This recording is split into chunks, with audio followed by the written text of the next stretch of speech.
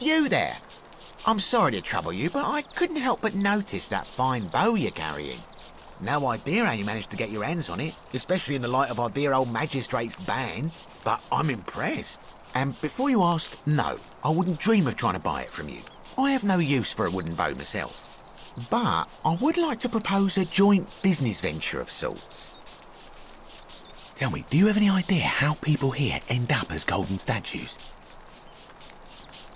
And here I was thinking I was the only one to figure it out. In any case, supposedly, 1 or 2 of those arrows is enough to turn a full-grown man into gold.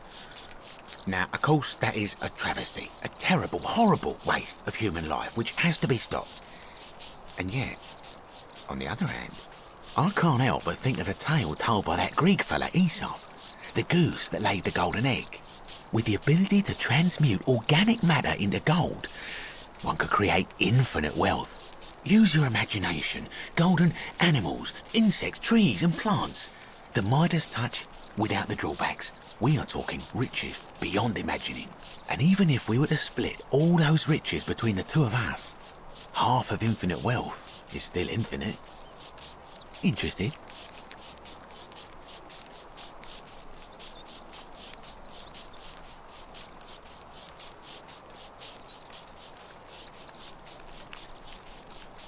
Look, I might have skimmed over that one, but don't be so pedantic. Are you interested or not?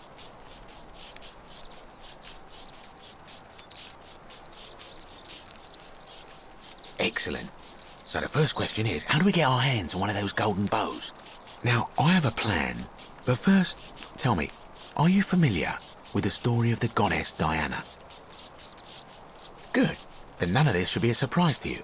Diana is our goddess of the hunt, the moon, and the underworld, depending on who you ask. The one thing priests and poets agree on is that she carried with her a golden bow and a quiver of golden arrows. And it just so happens that there is a shrine of Diana in this very forum, with a prominent statue of the goddess herself.